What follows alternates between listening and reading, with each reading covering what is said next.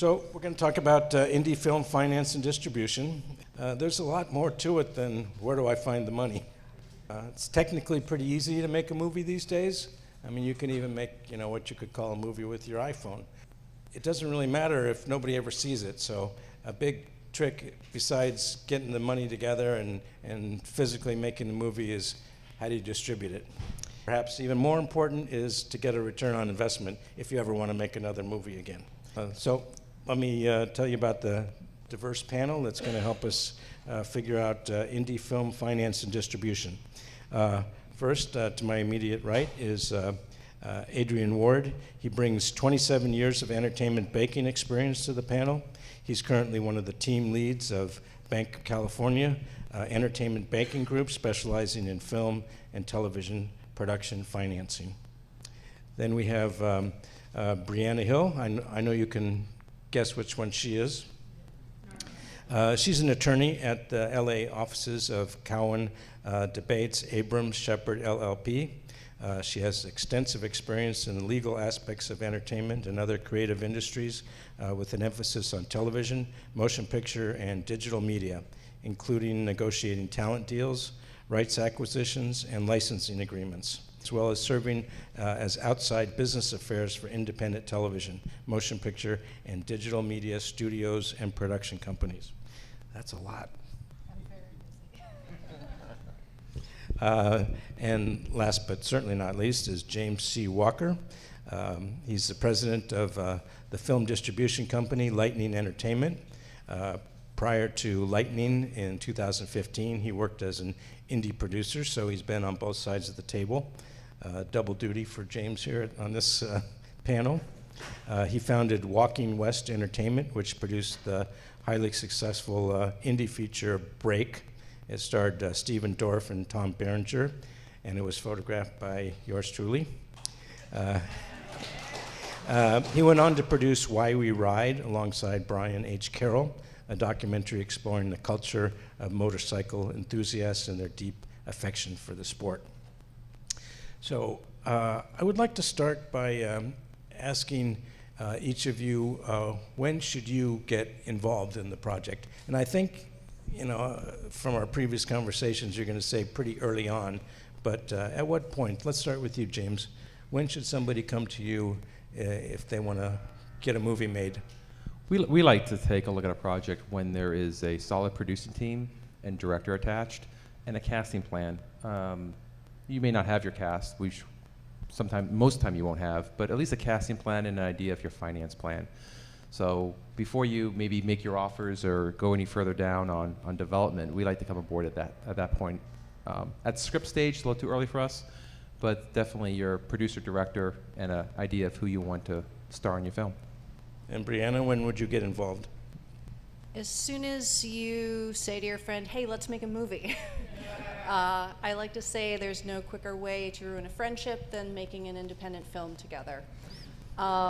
You want to not only who's going to do what, but also you want to make sure that you have the rights for the project, because there's nothing worse than getting to this stage and realizing, oh, I don't have the rights to produce this screenplay as a film. So try to get the mic a little closer. Sorry. So I'd say when you start putting the pieces together is when you should start talking to a lawyer. And the lawyer might say, come back in 6 months, come back when you have a better idea of how you're going to assemble this. But mistakes that are made early on can cost more down the road in legal fees when you have to clean it up.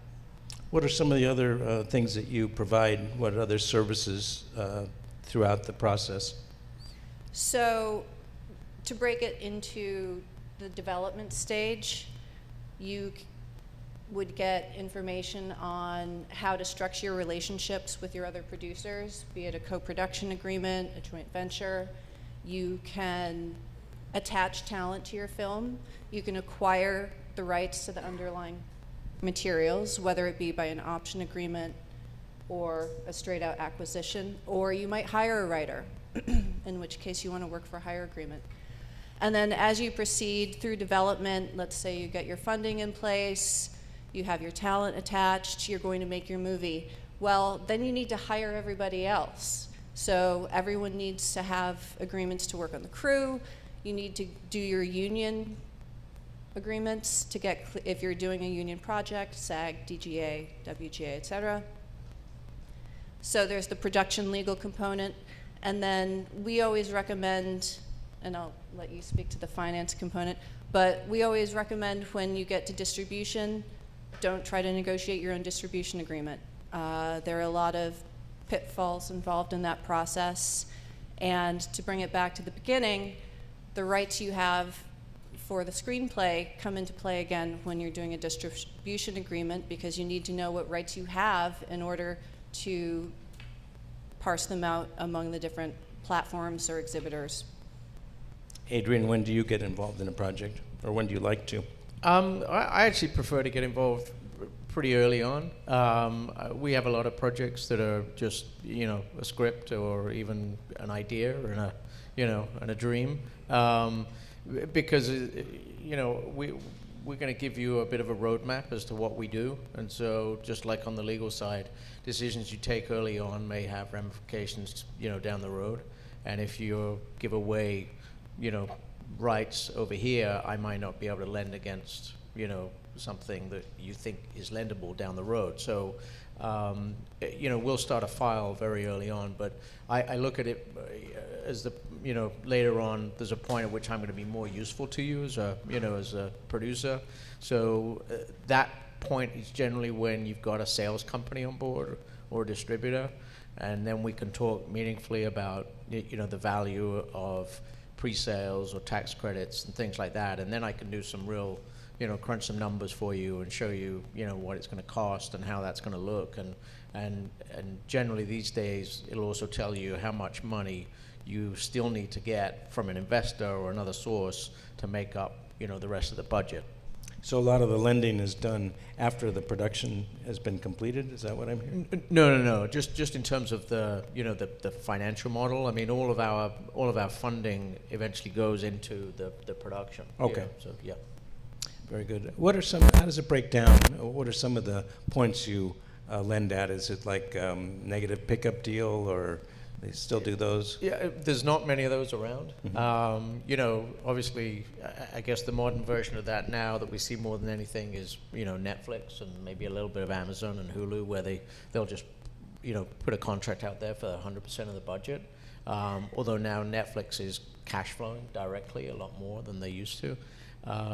Typically, the traditional model that we're dealing with is a combination of pre-sales, tax incentives, and gap financing, which all of those three we can provide, and then maybe you need a bit of equity, private equity on top of that to get you where you need to be. Okay, so that's the money you actually go out and hire your crew with and get Correct. the production going. James, can you tell me about the producer's rep? I would have had one on the panel, but I don't know. I deal with a lot of them. And what is their role in this puzzle? Well, if you're working with a producer's rep, typically it's an individual or a partnership. Sometimes it's a law firm that will represent you in setting up distribution contracts. Sometimes they will bring you to a company like ours, which is a more established sales agency.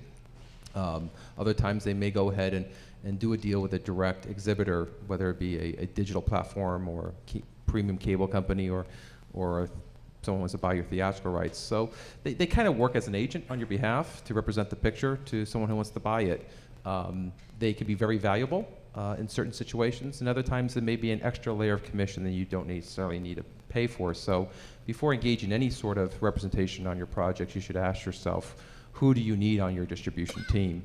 And most people or most producers don't have the direct relationship with an acquisitions person at a digital platform or an international buyer. For example, we're at all the foreign markets, so you're not going to know the folks at M6 in France or Jetson Hayushi in China. I mean, those are the people we deal with on a daily basis. So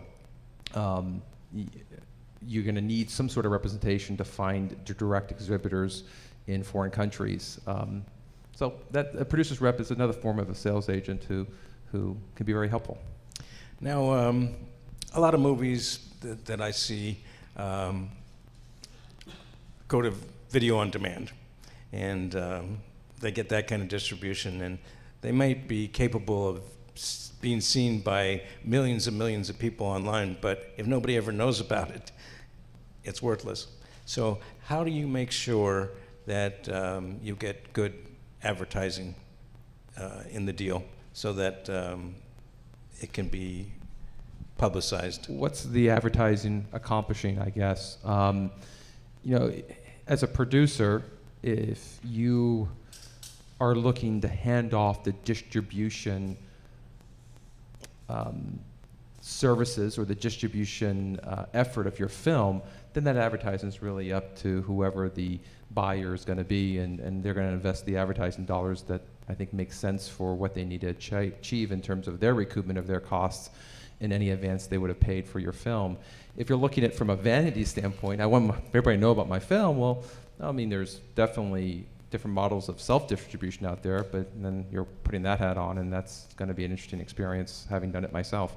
So I think if you're going out with a picture and you're dealing with a significant buyer, a U.S. cable premium network, or an all rights buyer, maybe you're dealing with a A24 or someone like that, then they're going to put advertising dollars behind ensuring that that picture is exposed to the type of audience they want to pay to see the movie.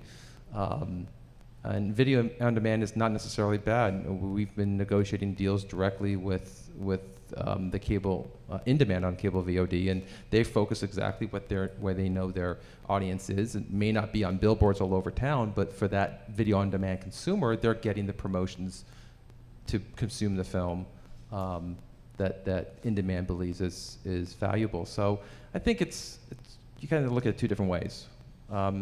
You hand off your movie, so they're going to market it as they see fit, and hopefully it aligns with the type of exposure you want it for your film. How about to get a theatrical release? Is there any way to get a little pressure there so that you can make one hell of a movie? Yeah. Okay. Give me something that has some big stars and gets people talking, and I'll get you a theatrical release. Briana, what are some of the pitfalls that you've commonly seen? Where to begin? Pick a few. I'd say one that happens in this business a lot is that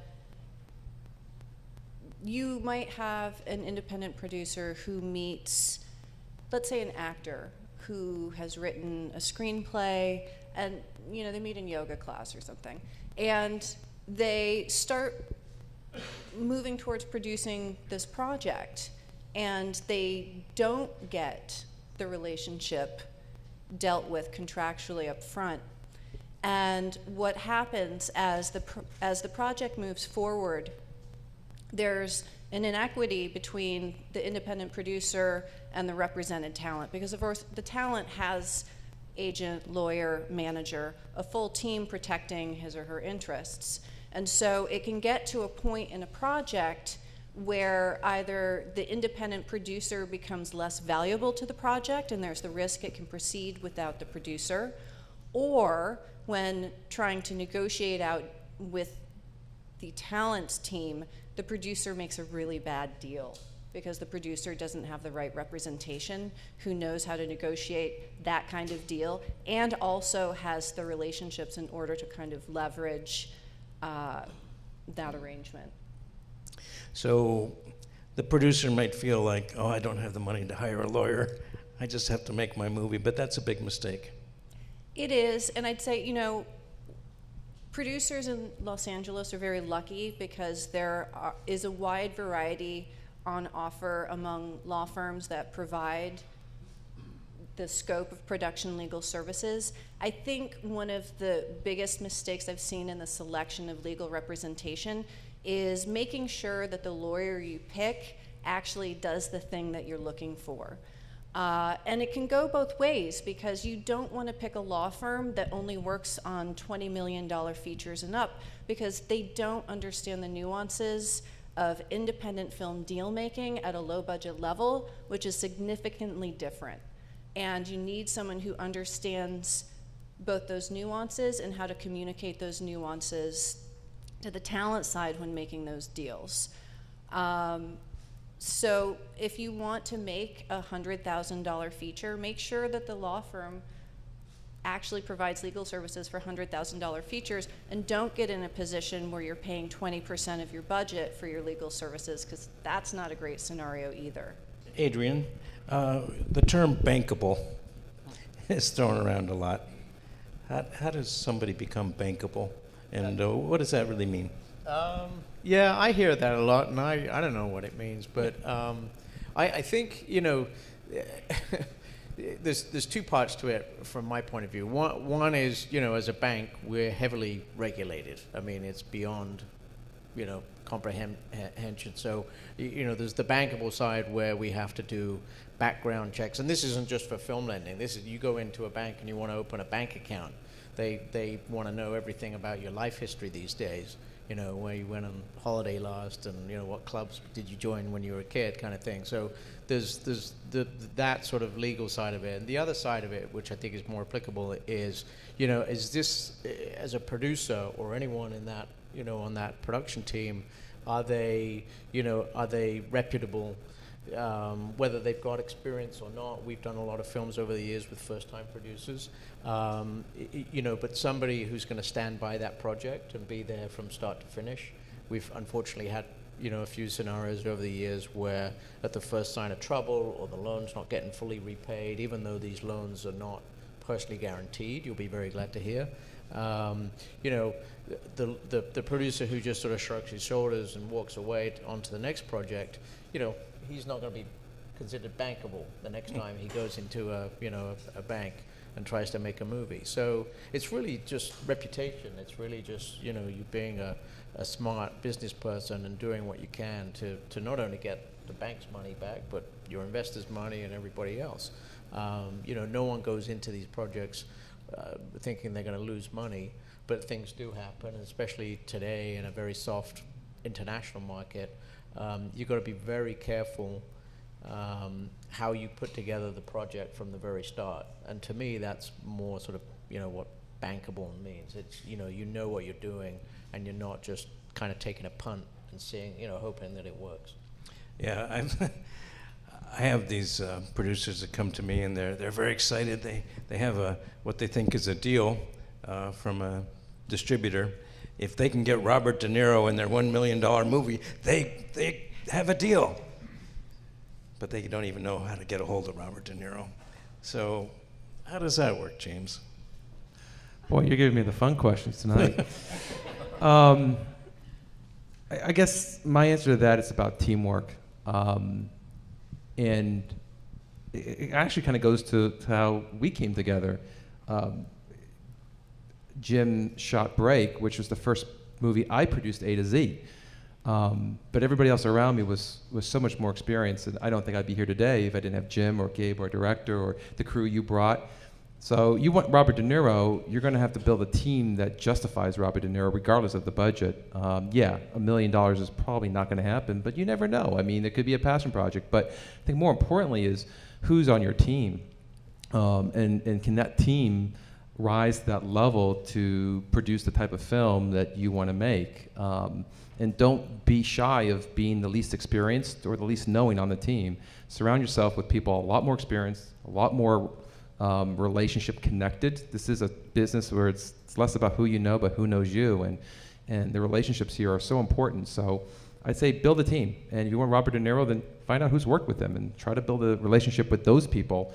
You never know. I mean, it's a long shot, but teams are what get great films made in this town. Yeah, good answer. What do you see as the state of the indie movie scene right now, Briana? I'm going to ask everybody this. I think it's an interesting and tough time.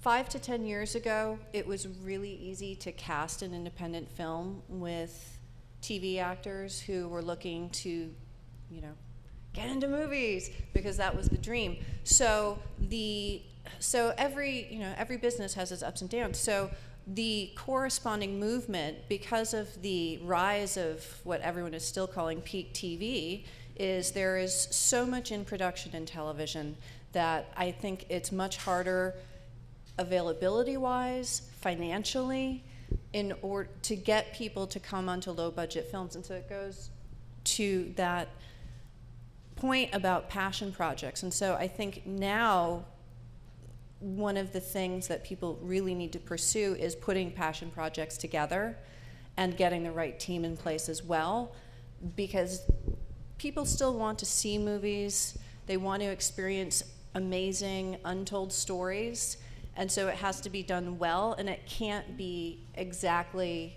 what 50 other people are doing, and so it has to be unique in some way, and hopefully it'll all come together.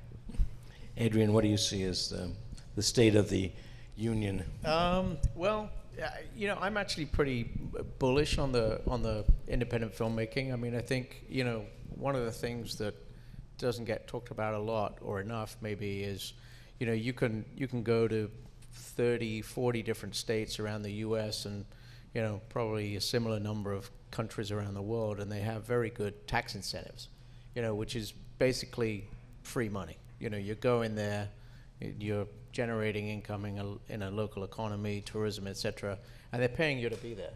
And that can be 20, 30, in some places 40% of your budget right there. So there's not many other industries, that are sort of subsidized to that sort of extent.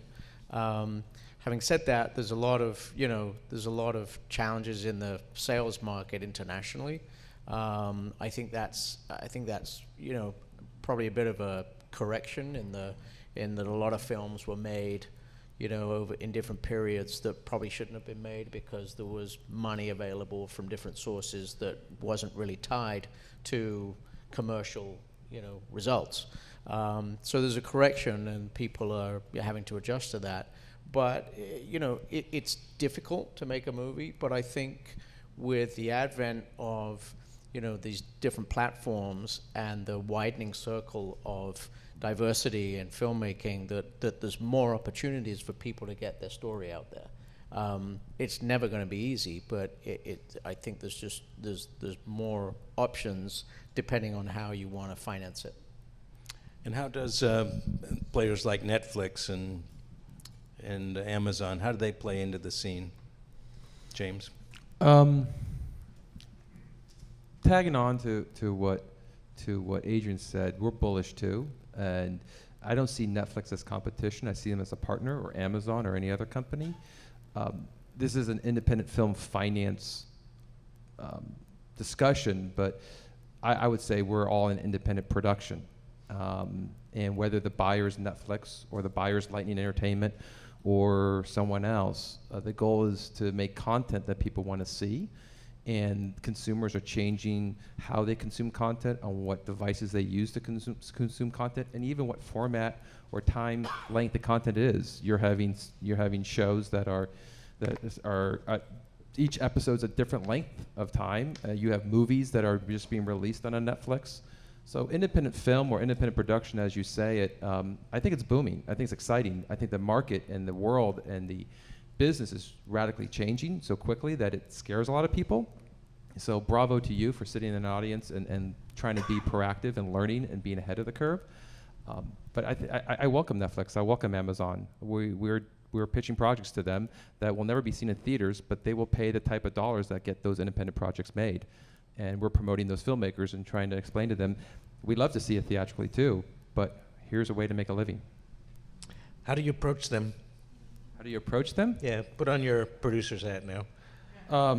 You work with a company that, if you have a relationship, Netflix is interesting in that they're kind of decentralized in how they do acquisitions. There's a lot of people who can greenlight a project at Netflix, so you just have to start knocking on doors and you'll start getting pitch meetings. You may get lucky. Other companies are a little bit more organized and have more finite acquisition channels that you have to go through. We fortunately have a staff in our company that has those relationships. But as a producer, I would work with a sales company or a producer's rep if you don't have the relationships. But you never know. Maybe a friend of yours who's producing has had that relationship. Maybe you have great representation at a talent agency or a manager or a lawyer or a banker. Everybody up here, I'm sure, has worked with those companies in some capacity or the other. I would go back to focusing on building a great project with a great team, because that will float to the top, and then people, whether it's your banker, your lawyer, a friend, a sales company, is going to feel comfortable taking those projects out because the right pieces are in place. So build your projects brilliantly, and they will find Netflix. Briana, let's talk about sewing up the rights. That's a really important thing before you do anything, right? What are the steps involved? So the first thing you have to do is it an existing property screenplay, or is it something you're having written?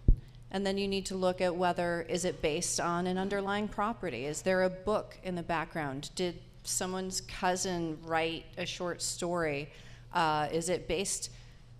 This is the hardest kind of project to do something independently with. Is it based on a pre-existing entertainment property? Is it a sequel to a motion picture that you don't control the rights to, or is it a fan-based project? So you need to identify the source of the rights, and then you need to acquire them. Hiring a writer can be either very easy and cheap, or not easy and difficult, whether you're trying to go with a guild writer, which is someone who usually has a track record and tends to be a more professional level writer, or someone who isn't, which you can have amazing writers who aren't in the guild, but sometimes it can be harder to vet them. And so how much are you going to pay for the screenplay?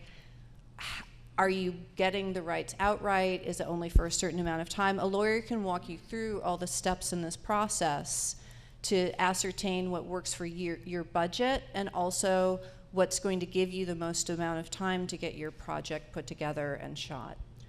Now, as a producer might buy a spec script, how could they verify that it was an original story?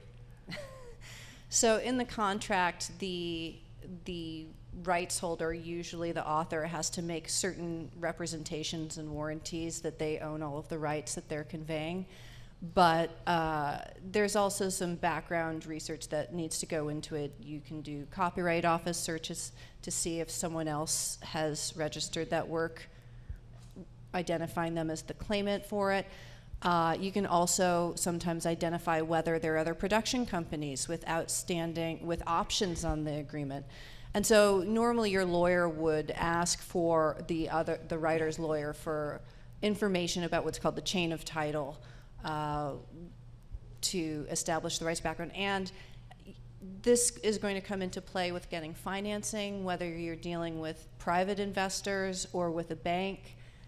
They're always going to want to make sure that the rights to the underlying property are secured, because they need to have collateral financially for the investment. Adrian, I used to hear a lot about bonding. You had to be bondable. And I don't hear that so much anymore. Is it you still requiring a bond, completion bond? We do for films. I think part of the reason you don't hear it as much is a lot more TV is made without completion bonds. And maybe some of the large budget things, but a lot of independent television where you have a sort of a keystone broadcaster you don't really need it, and we will lend into a TV show that doesn't have a bond.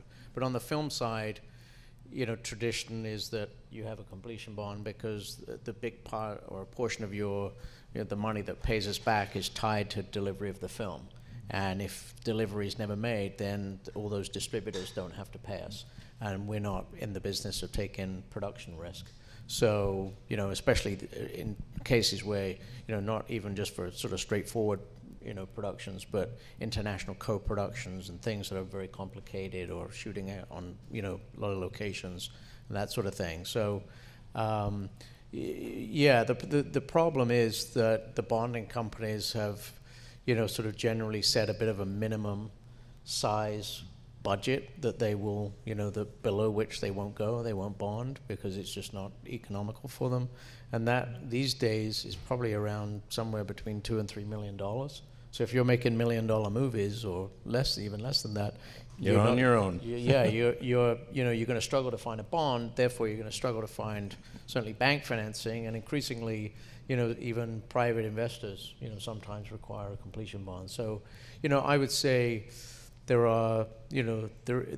are in a period where there are a number of bonding companies, and I think that will generate a little more competition. And if you can go to them and say, look, I've got a small budget movie, but I'm planning on doing more things down the road or a bigger thing next, and you'll get my business if you'll, step out of your little box.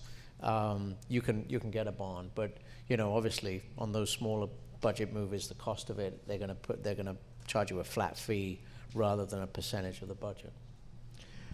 James, I've worked on a lot of movies over the years, and a lot of digital movies in the last 10 years, and I don't know that they've ever been as successful as the little one that I shot for you. Can you tell us the story of Break? Well, I'll go back to my team discussion. It was a great team. So Gabe Torres, our director, knew my former business partner and I, and we were looking for a project for quite some time. I had worked for other producers. I'd been an associate producer. I helped other producers. I'd come from finance. I didn't go to film school. I loved movies, and I fell into the film business helping a friend turn a upside-down production company right side up, and I just became enamored and passionate about the business side of film.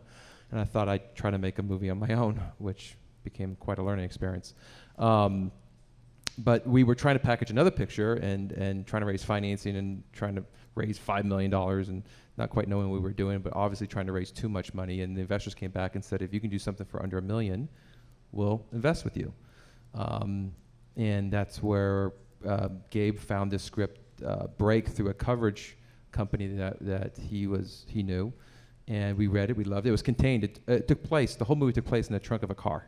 So one location, on one soundstage, and we shot it out in 11 days. And Gabe knew Steven Dorff, and Steven's agents knew Tom Berenger, and I credit the crew, I credit our DP, I credit everybody who made it look great, and it literally is Die Hard in the trunk of a car, and it became this 90-minute action ride, and we just beat up Steven Dorff, but it had a storyline, it had an arc, and didn't know anything about distribution, but my former business partner, he was his wife was a pretty well-known actress, and they had a law firm, and they had a producer's rep company, actually, and we signed with them, and they shopped us to sales companies like Lightning. Coincidentally, Lightning was one of the companies that we met with, and they shopped us to domestic distributors, and IFC bought the domestic rights for a MG and put out a mini theatrical release, and coincidentally, Lightning bought the international rights for an MG and took it out internationally, and it performed. And I think it's a testament to a great team, great production value, but making the film at the right price point, and not being pragmatic. We were overambitious on the first project we're trying to package, but the first one, which happened to be 10% of the size budget-wise of the first project, became the one that actually got made, and it ended up returning not only its money, but its premium to the investors, and it still kicks off a check every year. It's still playing on Showtime. It's become a great little film that could, and got me going in this business. So that's the story of Break. May we all be so lucky. Briana, tell us some stories. Tell us some horror stories. What are some of the mistakes that you've seen people make that maybe you can warn these people about? I asked about Pitfalls before, but I know you have some stories. So... No names, but... No names, no identifying characteristics. One of the things I have liked best about working with independent producers is how it's really like the old-fashioned sense of let's put on a show. You have to pull all the pieces together. You have to get people, especially when you're working at lower budget levels, you have to get people invested in your project, because usually you're asking them to work for little to no money, to give up their nights and weekends, possibly spend time away from their family. So there has to be that sort of centralizing force to projects. But sometimes that force can be used in the wrong way. So I will say, it's good to have a team around you who can help provide ballast to maybe the more impulsive tendencies. I worked with a producer who spent his entire life savings, that of, you know, an assortment of friends and family as well, making, you know, a movie that was not really sellable in terms from the script level on. And I think if he had some trusted advisors involved earlier on who could have had, you know, sometimes you have to have really hard conversations about projects, about managing expectations, both in terms of where it can end up, who is the audience. These are all things, because ultimately filmmaking is a business, and someone involved has to have some business sense. I'm trying to think of another horror story. There are too many. Are there any where somebody goes way down the road and then they didn't own the rights to something and they can't do anything with it? Well, I will say on one of the first projects I worked on, I was getting the chain of title paperwork into SAG, and I don't think it was a WGA film, so it was WGA. So I sent in, and it was my first time working with this producer, so I was very green. So I sent in the screenplay agreements with, there had been a few writers on the project, and I got a call from our rep and was like, who's so-and-so? And I was like, what do you mean? This name, and this based on a story by Bob. I was like, I have no idea. There's no Bob anywhere in these documents. So I asked the producer, he's like, oh, I just threw that in there because I wanted to mess with the writer. And I was like, so Bob, at this point in time, is now a high-powered agent at one of the agencies. So I had to call Bob, and there's always this, you know, is he going to hold us up for money? Is he just going to play ball and sign, you know, a little one-page agreement giving us the rights? So luckily he played ball, but it was literally the week before production started. So you have a lot depending on you at that point in time. It's a house of cards, isn't it? And when something goes wrong, the whole so many times I get that close to starting production and it all falls through. Well, because, you know, financing falls through all the time at the last minute. I've had, you know, I think we've all probably had experiences with people have traveled. You've been in pre-production, you have people on the ground, and something goes wrong. And it's not bonded, there's no one to take over. Any war stories for you, Adrian? Yeah, plenty. I mean, I think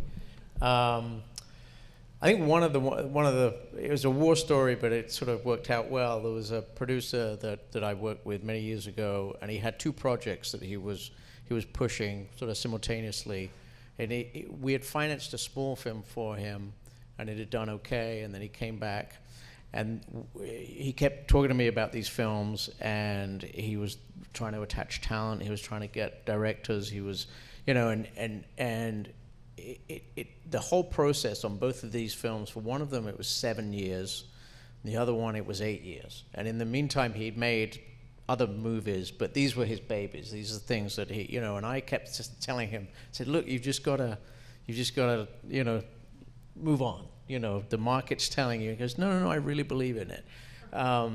And we sort of fell out of touch. You know, he went off and did some other things, and I sort of changed banks, and then I bumped into him years later, and I said, hey, what happened to those two films? You know, I told you, you know, blah, blah, blah. And he goes, well, one of them I got a call from Steven Spielberg's company, and he made that movie. And the other one, yeah, it turned into a little movie that, you know, whoever studio picked up. I'm like, what are you talking about? He goes, well, one of them is I, Robot, and the other one was Catch Me If You Can. Wow. Yeah.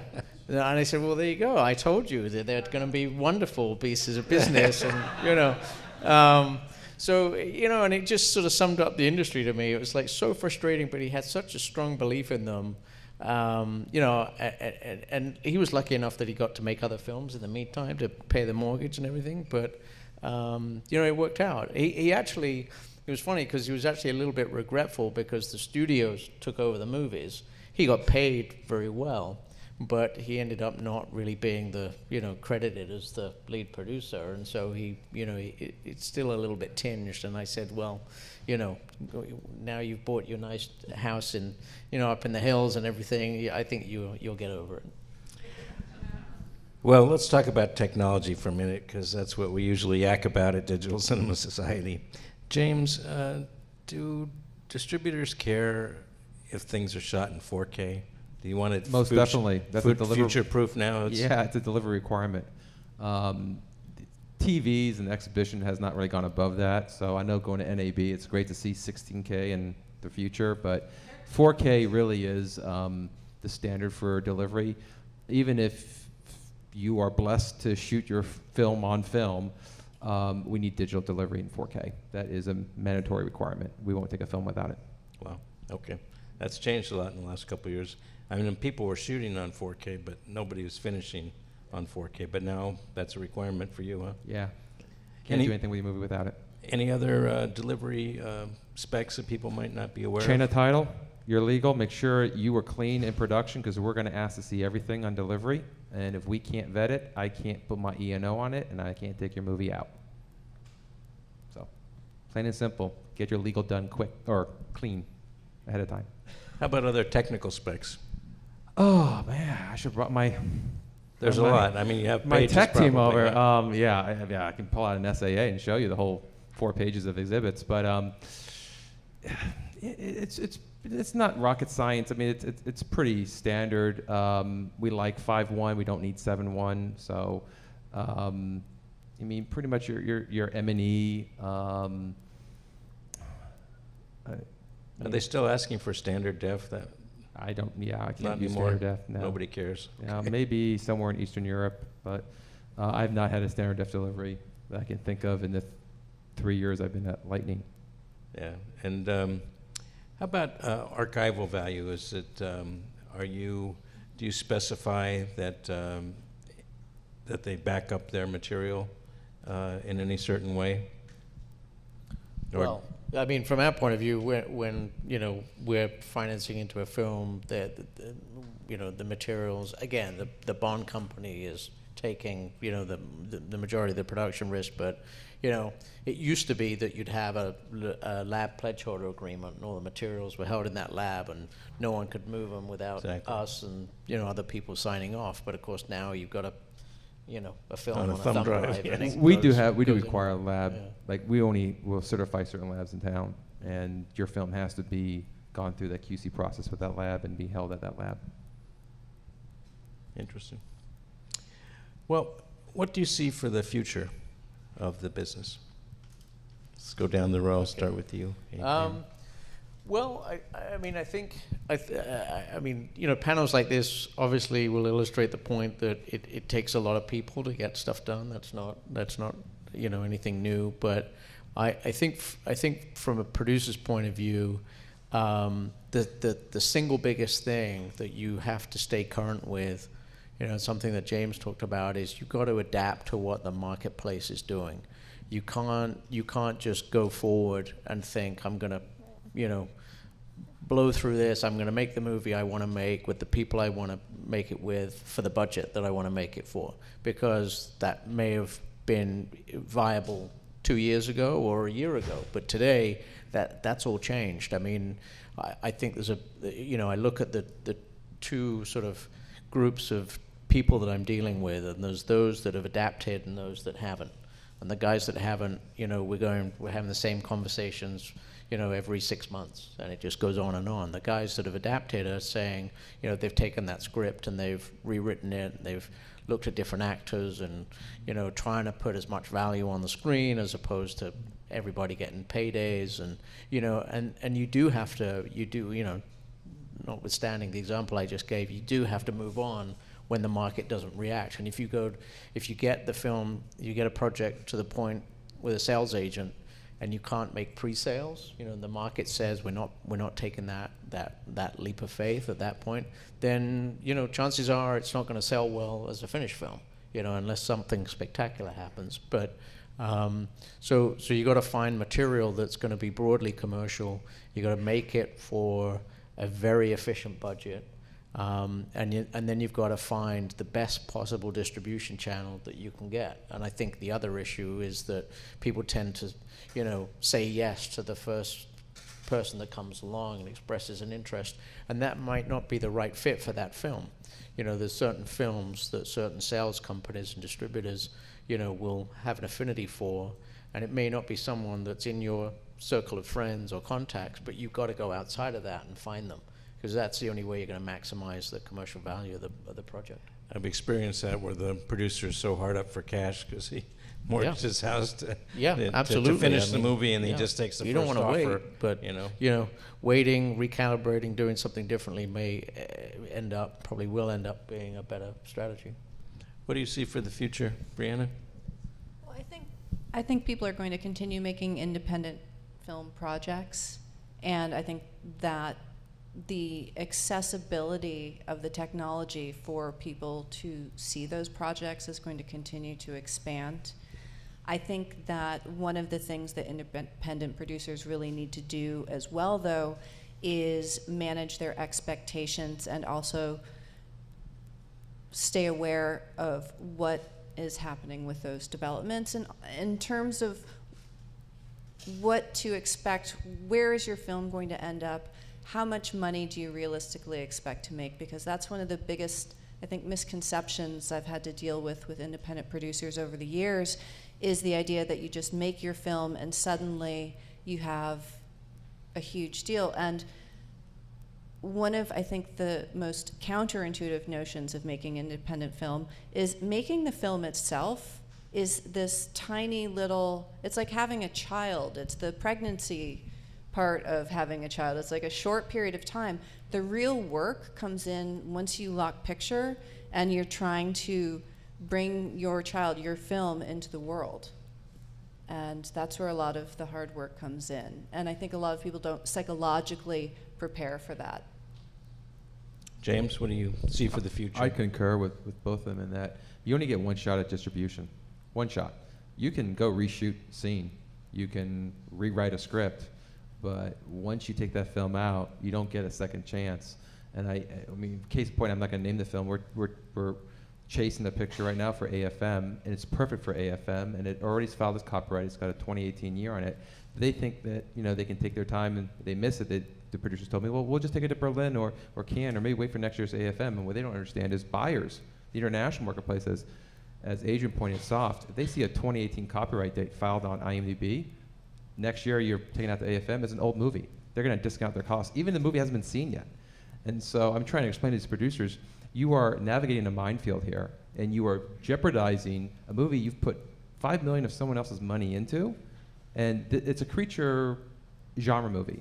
This doesn't go to Berlin, this doesn't go to Cannes, this goes to AFM, and I can probably get them a substantial amount of sales at AFM, but they're waiting to see if they can get other offers before AFM. So distribution is really key. You have to plan for that early on, and I know you want to focus on production, you want to focus on creative, but you got to have those distribution discussions at a very early stage, and have a plan of action so when the film is done, you're not trying to figure it out then. You already know what your plan A, your plan B is going to be, and you can execute with confidence rather than being in a defensive posture trying to save your film or put money in your pocket or whatever it is. Well, what do you think about going the festival circuit compared to just trying to go straight for distribution? Depends on the picture. We have one movie that we're putting together, and it's got an Academy Award-winning actress attached, and it's a art house picture that's meant for the festivals. The financier knows it's festival driven. We're not going to do pre-sales. It's being cash flowed specifically by the investor for this purpose. That's being designed as a festival-driven picture, and we're talking to publicists early on. So even when the picture's announced, coming together, there's going to be a publicity plan in place during production. Now and then, if your passion project warrants a festival run, maybe that can be put together post-production. But for the most part, if you're making a commercial picture, you're going to want to have maybe a market in plan to go take it out initially, to go sell it for. We've become less market-centric. I know I'm pointing out AFM because this particular picture has enough production value where it deserves a screening and a buyer invite at AFM, but other pictures will sell off-market. Festivals are great. It's a great place for filmmakers to celebrate, but does it help the picture? Is it a worthwhile cost? Like this other picture we're dealing with a known actress, it makes sense. There's a team. Her agency wants to get behind it. The financier has done those type of movies. There's a domestic player who wants to get behind it. So that makes sense because someone's going to write the festival run budget for that. If you want a substantial festival run, if you, and there's different classes of festivals too. That's a whole different discussion. As a sales company, we really avoid festivals because they don't really help the financial performance of the picture unless you have those big elements like I just explained. And the big festivals. And the If big you get festivals. into I mean, there's Toronto or great Sundance. Yeah, I mean, there's Sundance, there's Toronto. I mean, there's Telluride, there's Tribeca. There's all great. Then there's a plethora of specific niche festivals. My motorcycle documentary, it's still playing in I didn't know this. There's a whole community of motorcycle film festivals. Like literally, there's dozens of them, and they get together and they have motorcycle movies. It plays. We license it for free, and there's a couple hundred people in France or wherever watching it and downloading it. I'm happy for that. So festivals is a completely different world. But if you premiere at the Bakersfield Film Festival, don't expect too much, I guess. Don't put that anywhere on a one sheet, please. I'm going to turn it over to some questions from the audience, but I want to ask you first, what did I forget to ask you, Adrian? Any points you want to make that I didn't ask about? No, I think you did a great job, Jim. I think I think from my point of view, there's no mystique to what we do at the bank. We're not, we try not to be that monolith where some big banks are, and I don't need a business plan. I don't need 500 pages of why you're making the greatest film ever. All I need is just a conversation, and then the numbers will change 100 times throughout the process. But we try to be very approachable, and if you've got an idea or thoughts about how your film's going to get financed, then share them with me, and I'm happy to share some of the experiences we've been through with other producers and what may work, and what might not work, or different approaches. But it's always going to be a collaboration. So we try not to be that big scary bank.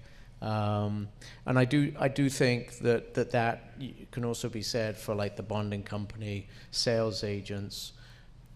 Maybe not the talent agencies, they're bastards. But I concur. Yeah, I mean, I find a lot of I do a number of these panels, and other people from those companies are there, and it's all very just trying to help you, and ultimately, obviously, we want to do some business, and we want to make it work, but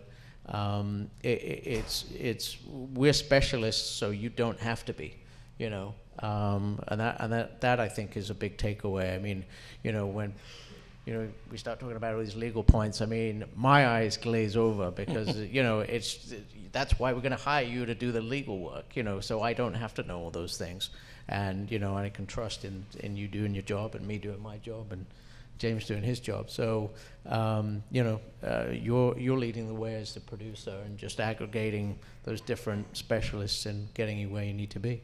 So you're open to talk to people? Absolutely. And where can they find you? 1-800-BANKER. No, I brought some business cards, but you can look me up on the bank's website. I might be somewhere on there. What did I forget to ask you, Briana? Well, I would say when you're talking to a lawyer about working together on your project, make sure you really understand what you're getting for whatever they're charging you. Because you might find someone who's going to give you a really great rate on a production legal package, but you need to know what that package is. Is it just form agreements? Are they going to negotiate any of the deals for you? Are they going to be available to take your panicked call at 10 o'clock at night when something has gone south on set? So you really need to have those conversations up front so you have a good idea about what you're getting for your money. Because there's nothing, I've received those calls from people who are like, what do I do? I can't get a response on this. And I'm like, well, here's how you navigate this process. Because your lawyer, I think, in many ways is the counselor who can help not just with legal documents, but help navigate the waters generally in terms of risk avoidance and. What is the deal that when you hire a lawyer? Is it by the hour? Is it a percentage of the budget? Flat fee? So it could be any combination of the above. So talent is usually the ones who have the 5% arrangement with their lawyer. Production lawyers, often what you'll find is it will be fee hour or possibly a flat fee, like by discrete chunk during the development phase. And then when it moves into pre-production, it will move into, and so many production lawyers will do a percentage of the budget. What I often prefer doing is taking a holistic approach at what the production entails. Do you have minors? Are there stunts? Is there fire? Do you have fire in the valley in the middle of summer? These things all add on extra legal wrinkles and take more legal time. And perversely, the lowest budget projects usually entail the most amount of legal time because everyone's trying to kind of remake everything and you can't just run the deals through. So I guess that's a long answer to talk to the lawyer, because lawyers often offer different packages and different ways to structure the arrangement. And if it's someone who works with independent filmmakers a lot, they understand the financial landscape, and but they also understand how much legal work might need to go into something, because I think there is no more popular saying, but it's only a 2-page contract. And you should cast your lawyer just like you cast your crew and your actors, right? And get the right one that's right for your project. Yeah, and it needs to be someone that you feel comfortable. You need to be able to ask your lawyer questions and feel comfortable doing so and not be embarrassed or be like, I can't believe I don't know this. Because that one question ultimately can save you so much time and headache. I have producers I haven't worked with in years because, they've gone on to do other things, but they still, we still have a relationship because you spend so much time together during that on the phone. I've never met many of my clients, but during that process, working through this stuff, you're often dealing with people during very high pressure situations where, like, I have millions of dollars, everyone's relying on me, things are going wrong, or everything's going right. And to be able to work through those situations together is really important. James, what did I forget to ask you? You asked a lot of great questions, but maybe how do we get engaged? Maybe from a deal structure, kind of a macro point of view, or so as a sales agency, we represent your film. We don't own your movie. You sign a multi-year contract. Typically, it's in excess of 10 years because the deals will be entering into your behalf or at that time frame or longer. And we get a commission for doing the sale. We also get our costs recouped. And sometimes, certain cases, depending on how much marketing effort we put into it internationally, we may take a marketing fee associated with that so that we're not nickel and diming you for flights and travel and that kind of stuff. It's a flat fee. And all that comes off the top. And I share this because when I was selling Break and we were negotiating with our sales agent, I didn't know any of this, and it was a shock. I thought, the sales agent should just eat all that. That's part of their cost of doing business, and we should just enjoy everything on the gross. And I came to a very real realization that that the film is going to pay everybody. And that's just the way it is, and it's fine. You just have to design your financing model to ensure that you have that margin built in, and you understand that, and you know what that is going into a deal, and you negotiate what you feel is fair in terms of commission and fees for the work that's being performed by your representation on the sales side. And so, just how you engage with the sales agent. So, Are there less reputable companies that will jack up those costs? I don't want to talk negative about my competition, but it's Adrian sees all the deals, so I'm not going to finance that. But it's up to you. I mean, it's your film. You have to negotiate good deals for yourself. So I wouldn't say less reputable. There's different types of distributors and sales companies that focus on different types of films. And some of them buy a lot of low-budget pictures, or represent a lot of low-budget pictures, which is fine. That's their specialty. But then you realize you're not going to get as much maybe interaction with them because that's just, they're taking on so much more films, and there's just so much time they can give to each one project. And they have to charge a higher fee or commission because the revenue for those smaller films is smaller, and they have to keep their lights on. So I wouldn't call them less reputable. It's just the reality of where that film ends up in the marketplace. Whereas higher value projects like the one I mentioned to you that may get a festival run or an awards run, that one we're having to take a low sales fee, even though we brokered the financing. I brought 100% of the financing on the project, but the talent's agents are a major agency, and they want to co-rep it, and so we're going to take a small fee, but it's worth it. I mean, it's a prestige project that may make us enough to keep the lights on, but gives us something proud to be a part of. So it comes down to each deal's different. Trust your gut. You're all really smart. If you're doing a deal with someone to represent your film and they're going to take your film to the marketplace, do you like them? Do you feel comfortable? Do they call you back? Do you have a relationship?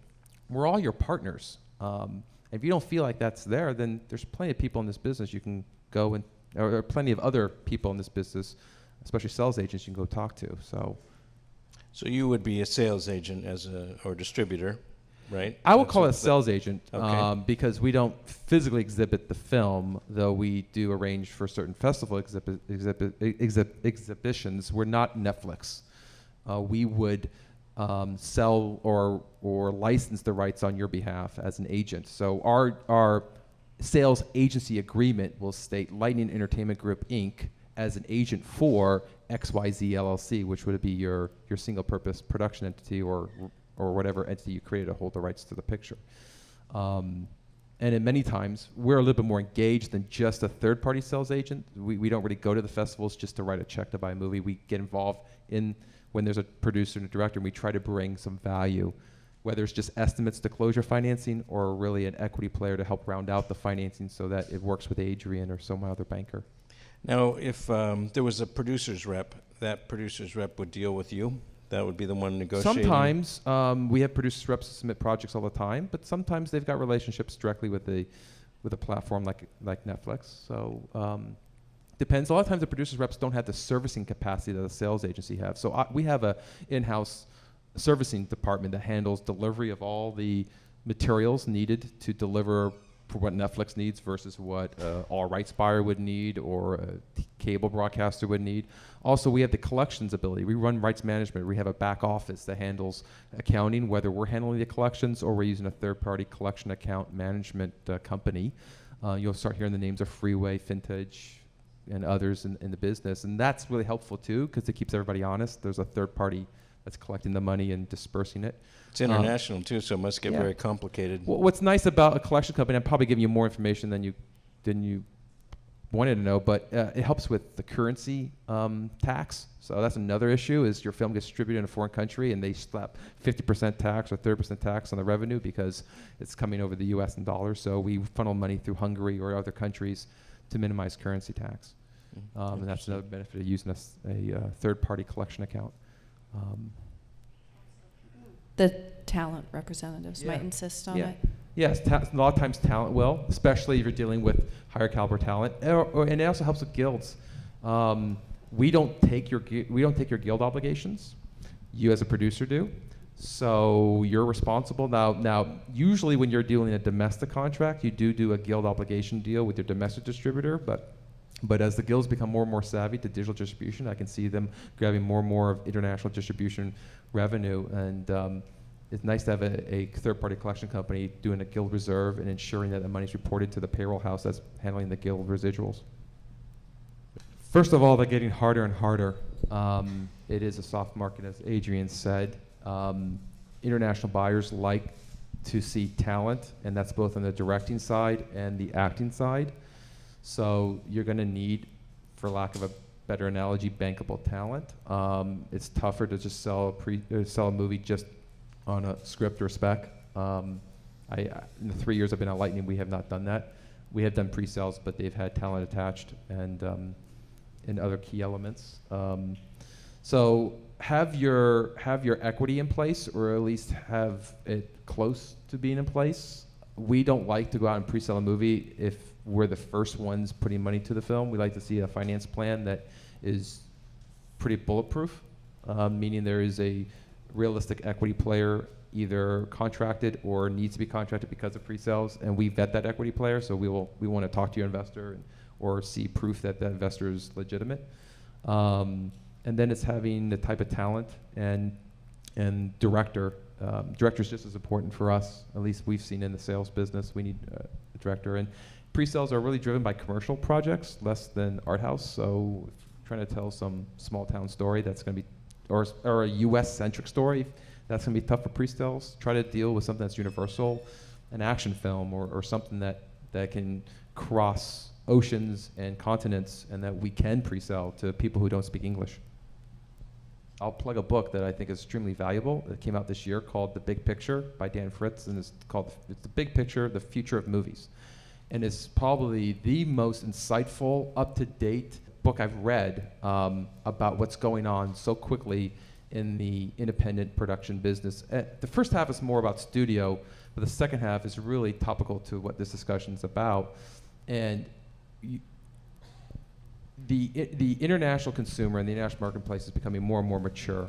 Netflix's #1 film this past summer was an Indian production called The Indian Detective, I think it was.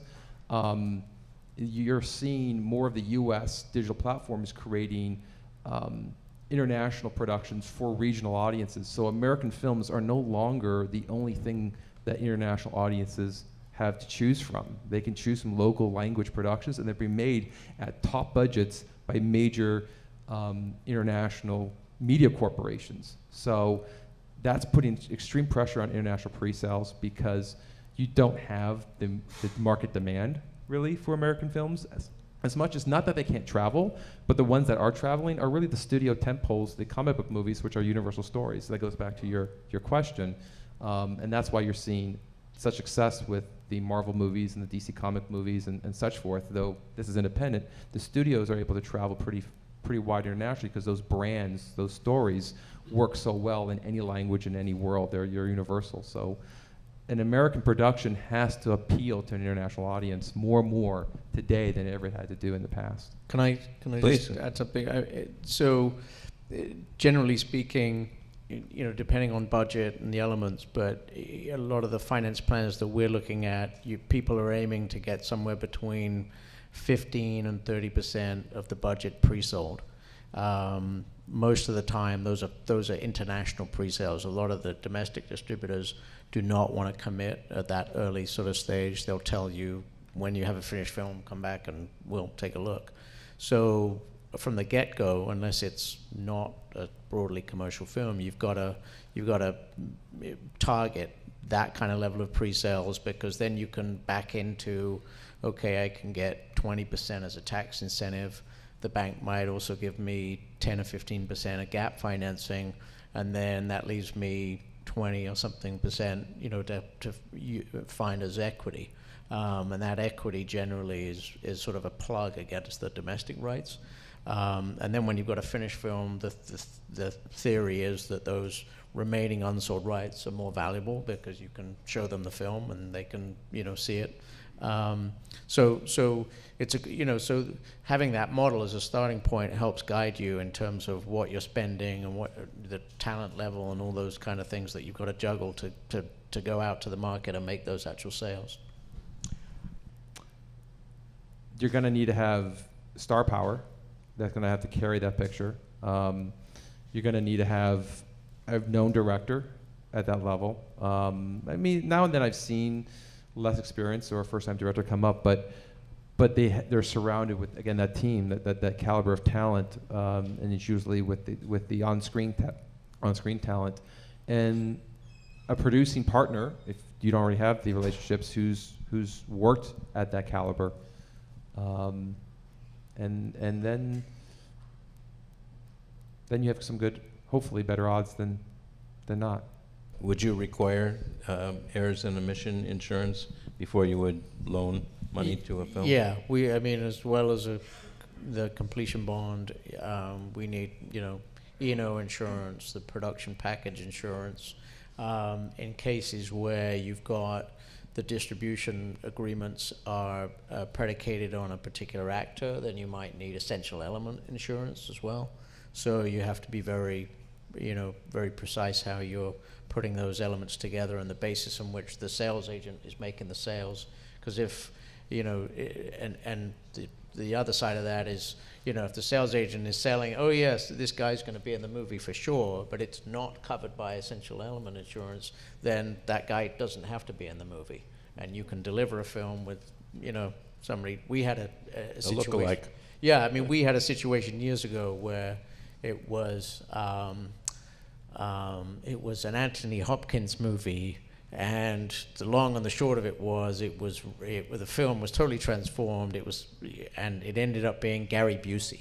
So, so some of the buyers were a little bit surprised to find Gary Busey, in the lead role that was, should have been, Hannibal Lecter. But that's why you have to have that, be very precise about how you're doing it and get that insurance. One of the defenses to such uses is called the fair use defense, and one of the carve-outs in that area is parody. There are a lot of legal principles at play in those concepts, so I'm oversimplifying here. Yes. Okay. But it could be risky. It could be risky. Which would cause the banker to say, I'm not going to loan them money. Exactly, and it will come up on your errors and omissions policy, whether you've used a pre-existing piece of music without clearing it, or you have used, there are numerous ways this can play out in terms of, this is why you want someone who's really good on your set to make sure you're not, filming a very particular piece of artwork, because that could lead to an issue down the road. Yeah. Not a satire issue, but a liability issue. I mean, some of the situations we've seen, you've got very clear-cut copyright infringements if you start throwing in, Mickey Mouse in the movie or whatever, and certainly if it's a certain type of movie.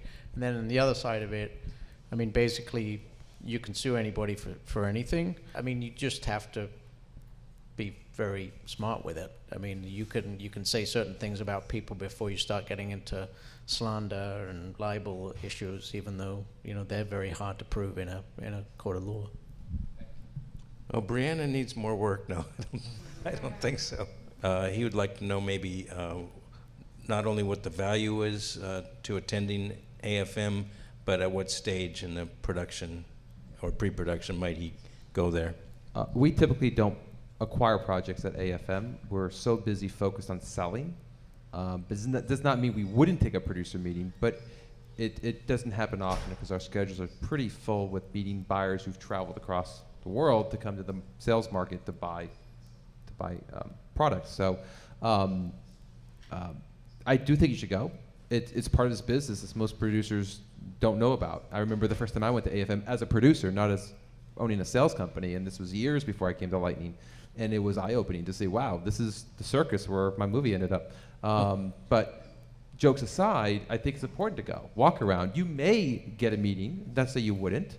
I would be less suggestive to just cold call sales companies because their calendars are busy. So if you wanted to meet with someone specifically, try to get on their calendar before AFM. That's the most productive way, and have an appointment at a sales office. So when you show up, they actually have time to meet with you, and they're not busy in something else. But getting a day pass and walking around and getting the buzz of the market, I think you should go. It's where movies are making their money. And it's coming up in November, I think, in Santa Monica? Actually, November 1st. Yeah. Yep. If I can paraphrase, are there different budget levels that make sense? That sounds like a question for someone who didn't talk to a sales company before they made their movie. What makes sense is the reasons you're making the film. If it's for a financial, you want to make your money back. I mean, there occasionally is a person who doesn't care about the return. They just want to tell the story. But for the vast majority of people, they like to at least see the money back. They know it's a risky endeavor, and hopefully they're not losing too much sleep at night after making the investment. But if they want to see the money back, you kind of have to have some distribution estimates. And you got to sit down while you're got enough elements together with a reputable producer's rep, sales company, maybe you have a connection to Netflix or somewhere, and get a beat on what somebody would pay for the film. That's going to be your best insight into whether or not this is going to be worth it or not. It all depends on the picture. Yes. Yeah, I would add to that. I mean, very generally speaking, if you're spending over $8 to $10 million on a budget, that film has to be theatrical. You're not going to make enough money out of, the other ancillary markets just to cover that generally. So if you're making a theatrical movie, it's a whole different landscape, because then you are going to need a higher level of talent, and that 10 million might end up being 25 million.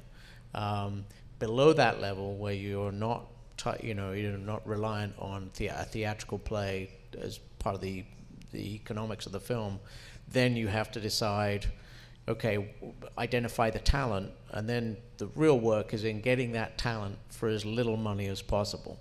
So as much money of your budget is going up on the screen and not in the talent and these agents, pocket. So, what we've seen over the last 5 or 6 years is that what used to make sense as a $7 million movie then became a $5 million, $3 million, and now it might be $2 million. But maintaining that level of talent and that production value, and that really is the challenge today, because a lot of the foreign buyers for a non-theatrical film are going to pay a certain amount of money, and there'll be a ceiling to that, no matter whether your budget's $7 million or $2 million. They're going to pay $150,000 for Benelux or Australia. And if you extrapolate that around different, the worldwide territories, there's only a certain amount of revenue you're going to get in terms of fixed minimum guarantees, and then beyond that, you're reliant on overages and the film's performance and things like that. So it's a good question, and but that's why you engage with the sales agent very early on and ask them what are the economics of doing it different ways. John would like to know, what do you look for in a team before you want to spend your time talking to them? What do you want to see? Typically, the call or the meeting is coming through a referral. We don't take too many cold calls. I'm happy to meet with anybody here. You all know Jim, and you're all my friends now. But typically, yeah. Don't blame me. It's just time. I mean, the reality is we have families, we have kids, we have time, and time is valuable. So if it comes to a credible referral, we're more of a boutique company. We kind of have a short list of producers we like, we talk to regularly, and then we'll meet with others as they get referred in. But in terms of a team, with experience, pragmatism, you're level-headed, you're realistic about what you're endeavoring to do. It doesn't have to be a $5 million movie or a $10 million movie. It can be a $500,000 movie if the elements are there. We're less budget concerned. We're more looking for the package, and that's why I said we're not really valuable at the script stage. We're really valuable when you have a producing team and a director, and you're looking to then attach your talent. Then we like to roll up our sleeves and say, okay, how do we help you get this picture made? If we responded to the material, we'll read it, but we need to know who the director and the producers are first. And you wanted to ask the others also, Briana? What does it take for you to answer the call? Well, likewise, a lot of my business is referral based, often with producers I've worked with before, sometimes from talent reps, actually, when they've seen how we've handled productions we've worked on. At this point, it often is, again, looking at the whole package of a project, and then it's also always balanced against the realities of, you know, how many other productions we have going on and what the overall workload is. But there's always, at the minimum, you know, a discussion about the project. So a phone call is always taken. Yeah. You're open. And Adrian, you indicated you were open to talking to people. Yeah, generally it's a single malt Scottish whiskey. That's my, you know. Price of admission. But if it's not that, then no, you know, if you get me on the end of the phone, I'm always happy to talk. I would say, you know, I would say to go down as many roads as far as you can in terms of different things that you've got to put together. And, you know, because I'm going to ask you about the financing and the distribution and, you know, locations and what tax incentives and stuff like that. So, you know, obviously the more information you have to give back, the you know, the better the feedback can be. But I'm always open to a phone call. Thank you, guys. Let's get specific. Adrian Ward from Banc of California, Briana Hill from a long name of a law office. Our abbreviation is CDAS. Oh, that's easier to say. I wasn't pronouncing it right anyway. And James C. Walker, the CEO of Lightning Entertainment. And thank you all for coming. Appreciate it.